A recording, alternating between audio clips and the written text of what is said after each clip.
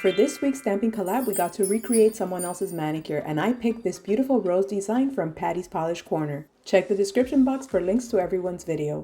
As a base, I've already applied this beautiful basis loaded lacquer. This is part of her 5th anniversary quad, and this one is called Passion. The other shades in this collection are Serenity, Harmony, and Creativity. They'll be available on August 20th at 9 p.m. Eastern Standard Time. Check the description box of my video for more information as well as a discount code you can use on her website. I have the Pueen Nail Party 01 stamping plate, which is the one that Pattie used for her manicure. I'll pick up the image with the black Maniology stamping polish called Straight Up Black. And to fill in the rows, I'll use this Lauren B Beauty nail polish. This one is called Rodeo Drive.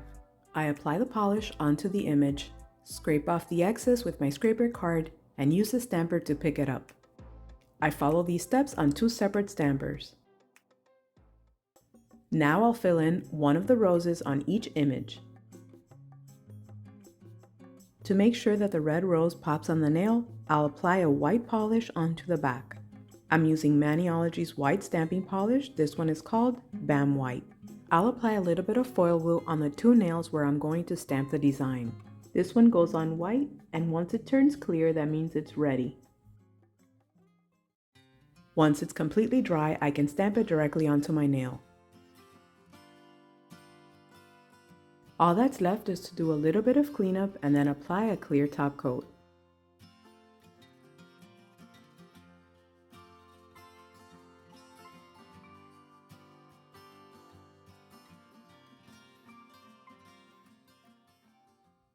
This is the completed manicure. I hope you guys enjoyed it. I really like the way it turned out, and I love Pattie's design. I'll have a link to her video in the description box below.